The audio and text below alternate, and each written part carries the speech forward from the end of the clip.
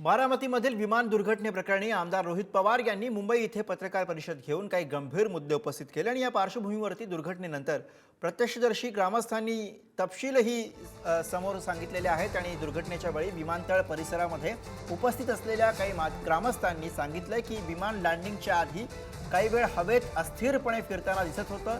विमानाची हालचाल सामान्य नव्हती आणि ते नियंत्रणाबाहेर गेल्यासारखं वाटत होतं असा दावा ग्रामस्थांनी केला आहे। विमान हे लँडिंग पायलटने करायलाच नको होतं, कारण त्याची कंडिशन वाटत नव्हती की ते व्यवस्थित लँडिंग होईल असं, पण ते तसंच झालं। त्यांनी रनवे सोडून बाजूला लँडिंग केलं, त्यामुळं स्फोट इतका भयानक झाला की 200-250 फूट वरती जाळ जात होता आणि धूर पण इतका होता, आपण CCTVत वगैरे बघितलंच आहे, भयंकर। त्यामुळं त्यातून कुणी वाचणं ही अशक्य गोष्ट आहे, एवढा मोठ्या प्रमाणात जाळ होता। ज्यावेळेस क्रॅश झालं त्यावेळेस इतका मोठा स्फोट झाला आणि विमान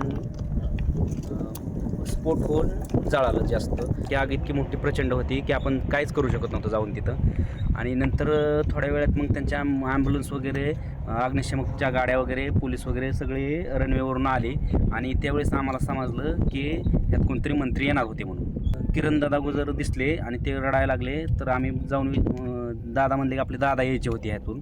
मग त्यावेळेस आम्हाला समजले की हे दादांचं विमान आहे म्हणून, आणि तोपर्यंत तर बॉड्या डायरेक्ट डेट होऊनच बाहेर पडल्या होत्या। तर दादांची बॉडी एकीकडं आणि आपले त्यांचे बॉडीगार्ड त्यांची बी बॉडी एकीकडे पडली होती, बाकीच्या 3 बॉड्या आतमध्येच होत्या। विमान 8:45 वाजता आलेलं होतं आणि जे आर्मीचं मिलिटरीचं विमान जसं स्टंट करतं तसं अर्ध्या किलोमीटरमध्ये त्यानं अगोदर विमानाची जी दिशा होती ती दक्षिण उत्तर होती, ती दक्षिण उत्तर, परंतु आमचा रनवे पूर्व पश्चिम आहे। त्या अर्ध्या किलोमीटरमध्ये त्या विमानानं टर्न घेतला तर पूर्व पश्चिम होण्यासाठी ते 90 अंशाच्या कोनामध्ये डायव्हर्ट व्हावं असं विमान झालं। त्याच्यामुळे ते विमान रनवेवर न जाता रनवेच्या साईडलाच एकदम क्रॅश झालं।